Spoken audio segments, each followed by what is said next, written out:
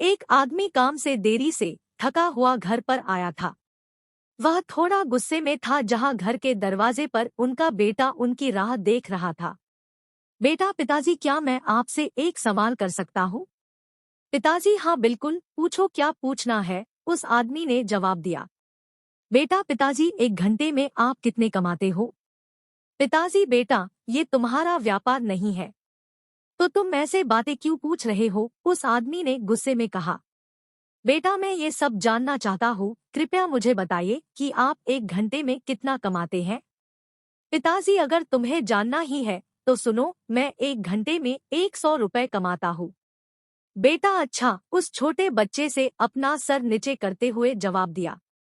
बेटा, पिताजी, क्या मैं 50 रुपए उधार ले सकता हूँ? क्रोधित हो चुका था। अगर ये सब पूछने के पीछे तुम्हारा यही कारण होगा कि तुम्हें कुछ बेमतलब के खिलौने और दूसरी बेतुकी चीजें खरीदनी है, तो चुपचाप सीधे सीधे अपने रूम में चले जाओ। वह छोटा लड़का बिना कुछ बोले सीधे अपने रूम में चला गया और दरवाजा बंद कर दिया। उस आदमी शांति से बैठा था और उसने सोचना शुरू किया कि कहीं सही में तो उसे कोई कीमती या बहुत जरूरी चीज को खरीदने के लिए तो 50 रुपए की जरूरत तो नहीं। तभी वह इंसान उस छोटे बच्चे के रूम में जाकर उसने नम्रता से अपने बेटे से पूछा, बेटे, क्या तुम सो गए हो? बेटे ने जवाब दिया, नहीं पिताजी। उस इंसान ने अपनी गलती मानते हुए कहा कि मुझे ऐसा लगता है कि कुछ देर पहले मैंने तुम पर कुछ ज्यादा ही गुस्सा कर दिया। ये रहे तुम्हारे 50 रुपए जो तुम्हें चाहिए थे। तभी वह छोटा बच्चा मुस्कुराया और कहा, धन्यवाद पिताजी। वह बहुत खुश था। तभी वह अपने तकिए के पास गया और उसने कुछ टूटे फूटे पुराने बिल्स निकाले जिसमें पहले से ही उसके पैसे रखे हुए थे।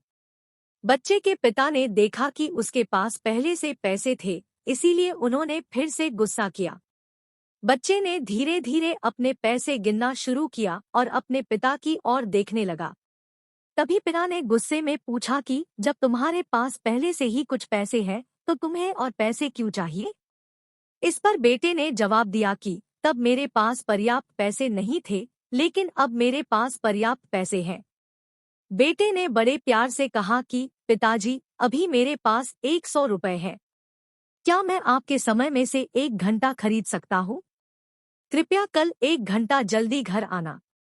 मुझे आपके साथ खाना खाना है। ये सुनते ही पिताजी सुन्न पड़ गए थे। उन्होंने तुरंत अपने बेटे को गले लगाया और अपनी गलतियों के लिए उससे माफी मांगी। हमें जीवन में यही बताया जाता है कि जीवन में कठिन परिश्रम करना चाहिए, और हम जीवन में यही करते चले जाते हैं। लेकिन जीवन में उन लोगों को समय देना बहुत जरूरी होता है जो हमारे जीवन में बहुत ज्यादा मायने रखते हैं।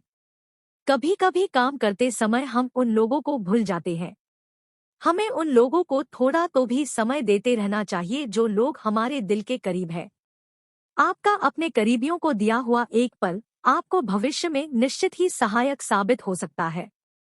कई बार समय ना होने की वजह से हमारे करीबी ही हमसे दूर हो जाते हैं, और एक समय ऐसा